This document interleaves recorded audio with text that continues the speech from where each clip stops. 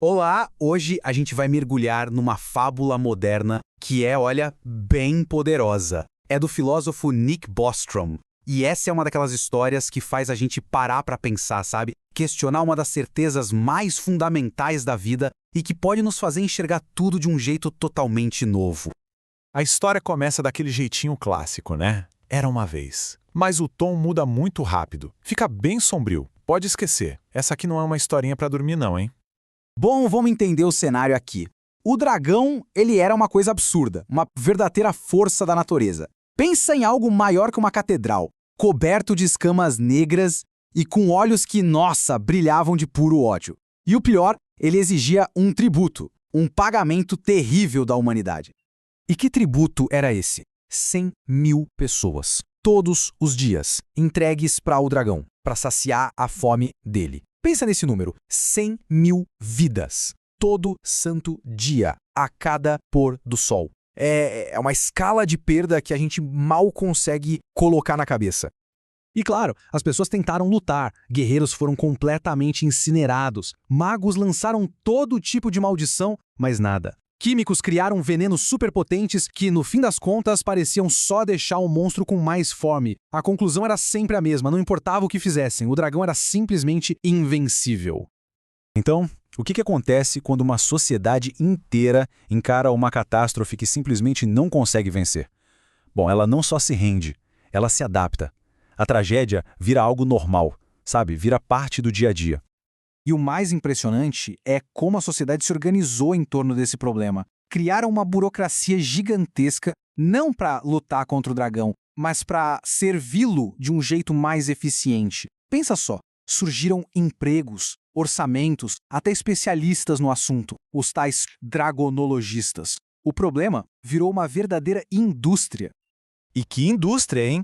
1/7 de toda a economia do reino era só para administrar esse tributo macabro. Para a gente ter uma noção do que isso significa, é a mesma fatia do PIB que os Estados Unidos, por exemplo, gastam com saúde. O custo era, nossa, astronômico. Mas talvez a parte mais assustadora dessa adaptação toda tenha sido a parte filosófica. As pessoas começaram a criar justificativas para essa tragédia. Começaram a dizer que ser devorado pelo dragão era natural, era nobre, que era uma parte essencial do que significava ser humano. Foi o jeito que encontraram para dar algum sentido para o que parecia inevitável. E por séculos a vida foi essa. Mas a humanidade é assim, né? Curiosa. A roda da invenção não para de girar. E com o avanço da tecnologia, algumas vozes mais corajosas começaram a questionar aquilo que todo mundo achava que era inevitável. Só que a liderança, o rei, ele estava, digamos, um pouco distraído. O senso de proporção dele era totalmente bizarro. Ele mobilizava exércitos inteiros para caçar um único tigre ou para acabar com cobras num vilarejo, e todo mundo aplaudia. Enquanto isso, a catástrofe de 100 mil mortes por dia, isso era tratado como se fosse só um problema de logística. E aí, quando a ideia de lutar de verdade contra o dragão começou a ganhar força, a resistência de quem não queria mudar nada foi gigante. Numa audiência pública, o conselheiro de moralidade do rei fez um discurso super eloquente, sabe? Cheio daquelas palavras bonitas como dignidade, natureza humana. A retórica era tão afiada que ficava até difícil de discordar. Mas aí, no meio da multidão, um menino gritou. Sem palavras difíceis, sem filosofia, só uma verdade simples e, por isso mesmo, devastadora, que cortou todo aquele blá blá blá. Ele só queria a avó dele de volta. A honestidade daquela dor mudou o clima da sala na hora. A fala daquele menino foi como uma agulha estourando um balão. Acabou com a conversa fiada. O rei, ali, percebeu a vontade do povo, a verdade nua e crua da situação, e tomou uma decisão. Depois de séculos só aceitando, a humanidade finalmente ia lutar. Ok, então até agora a gente ouviu uma história sobre um dragão. Mas, como toda boa fábula, né, a história não é bem sobre o que parece ser. E é aqui que a nossa análise muda completamente de rumo. E essa é a grande pergunta que o Nick Bostrom faz pra gente. E se esse dragão tirano não for só uma criatura de conto de fadas? E se for algo que todos nós enfrentamos, todos os dias? Pois é, aqui tá a chave para entender a fábula toda. O dragão, ele é uma metáfora para o envelhecimento. O tributo diário são as mortes por doenças relacionadas à idade. A tal da administração do dragão é o nosso sistema de saúde, que muitas vezes foca em tratar os sintomas, não a causa raiz. E o projeto para matar o dragão? Bom, Essa é a busca pela cura do próprio envelhecimento.